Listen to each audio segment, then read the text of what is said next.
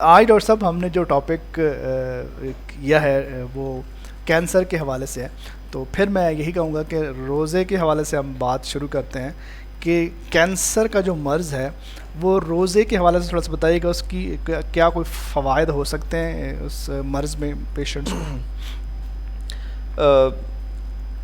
सबसे पहले तो ये कि हमारे अल्हम्दुलिल्लाह रोज़े की वजह से रूहानी और जिस्मानी जो असरात हैं सारे फ़वाइद तो होते ही हैं। ठीक, हम डिफरेंट चीज़ें डिफरेंट टॉपिक्स पहले भी डिस्कस कर चुके हैं, तो इसी तरह जो कैंसर का मर्ज़ है उसमें भी बहुत ज़्यादा नई रिसर्चेस चल रही हैं, ठीक है, और उससे फ़वाइद जो है ना नज़र आ रहे हैं। सही, ठीक है। अब लेकिन उसमें दो पहलू होते हैं कि क्या एक बीमारी को शुरू होने से रोका जाए कि वो शुरू ही ना हो, उसको हम प्राइमरी प्रिवेंशन कहते हैं। ठीक। और अगर कोई बीमारी हो चुकी है, ठीक है, उसको वहाँ पे रोका जाए तो उसको हम सेकेंडरी प्रिवेंशन कहते हैं। ठीक, ठीक है। अब प्राइमरी प्रिवेंशन में ये कि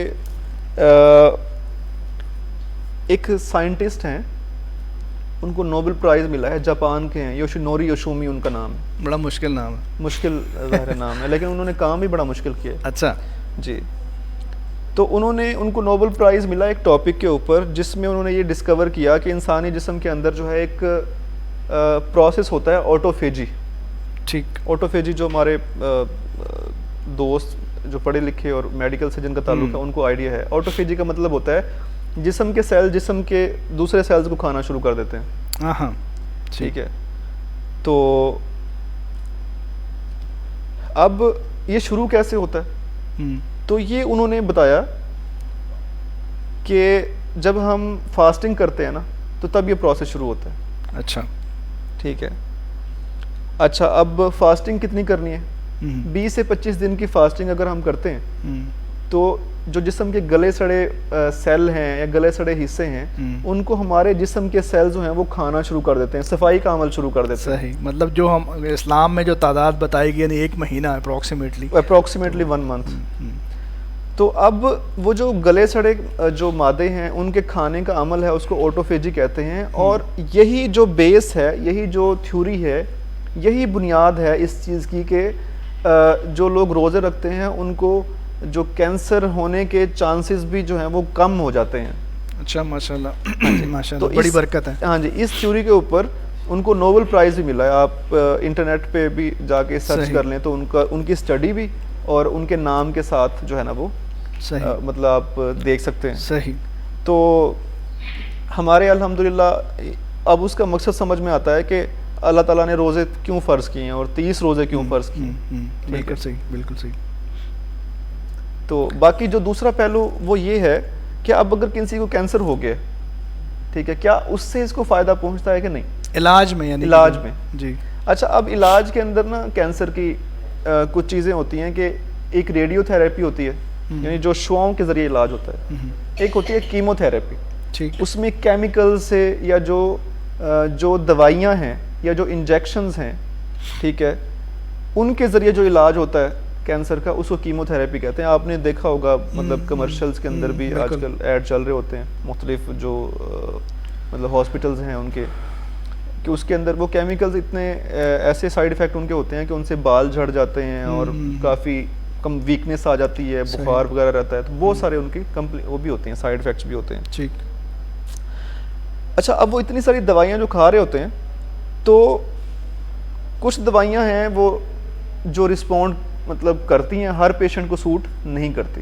ठीक। आप देखें कि कीमोथेरेपी कराने के बाद भी कई पेशेंट जो हैं वो अल्लाह को प्यारे हो जाते हैं। अब बहुत सारी रिसर्चेस इस चीज़ पे भी हुई हैं कि जब हम कीमोथेरेपी कराना शुरू करते हैं और अगर हम उससे 1 हफ़्ता पहले पेशेंट को फास्टिंग करा लें या भूखा रखना शुरू कर दें, भूखा मतलब 24 आवर्स भूखा नहीं रखना, ठीक है, मतलब उनको 12-14 घंटे की फास्टिंग जो है वो अगर हम करा लें तो वो जो कीमोथेरेपी होती है, वो जो दवाइयाँ होती हैं, उनका रिस्पॉन्स बढ़ जाता है। अच्छा, माशाल्लाह। हाँ जी, सही। क्योंकि ये भी रोज़े की बरकत है। बिल्कुल रोज़े की बरकतें हैं।